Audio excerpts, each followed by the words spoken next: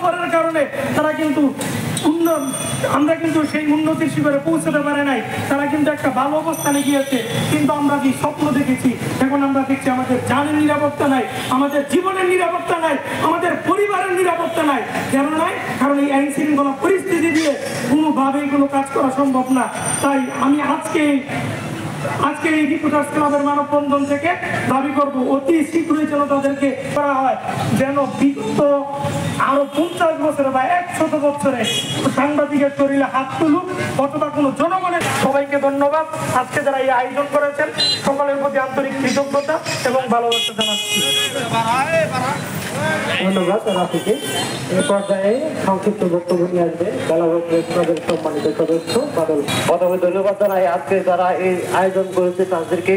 আমি বেলাভূমি থেকে আসছি। আমি রাজনীতিভাবে আমরা যেভাবে সফল হয়েছি, আমরা মনে করি সাংবাদিকতা হিসাবে আমরা যদি সবাই ঐক্যবদ্ধভাবে একসাথে কাজ করতে পারি তাহলে আমার মনে হয় বাংলাদেশে আর কোনো সাংবাদিক হত্যা হবে না ইনশাল্লাহ। আমি আর কিছু বলবো না। ধন্যবাদ।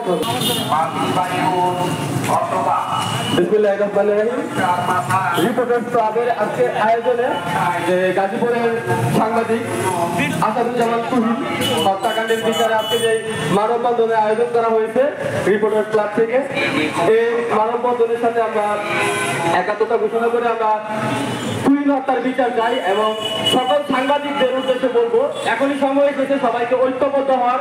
সকলের ঐক্যবদ্ধতার মাধ্যমে আমরা এই গাজীপুরের সাংবাদিক হত্যার প্রতিবাদী আজকের এই সমাবেশ মানববন্ধন।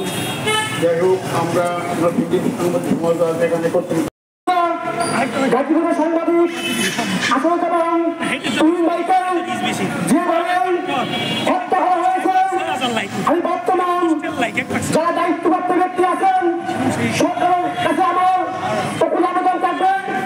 আমাদের ধন্যবাদ আব্দুল্লাহ ভাইকে। এই মুহূর্তে আপনাদের সামনে সংক্ষিপ্ত বক্তব্য নিয়ে আসবেন নর্থ ইন্ডিয়া রিপোর্টার্স ক্লাবের কার্যনির্বাহী সদস্য রফিক ভাই। আদালতের সামনে তাকে কুপিয়ে এবং জখম করে হত্যা করা হয়েছে। সবাই একটি কথা বলতে আজকে যে আমাদের গাজীপুরের সাংবাদিক তুহিন ভাই সংবাদ সম্মেলন নিজের পেশাগত কারণে আজকে উনি দুনিয়া থেকে বিদায় নিয়ে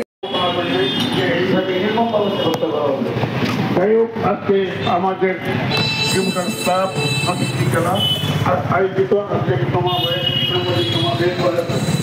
মানববন্ধন, সেই মানববন্ধন থেকে বা সবাই সাংবাদিক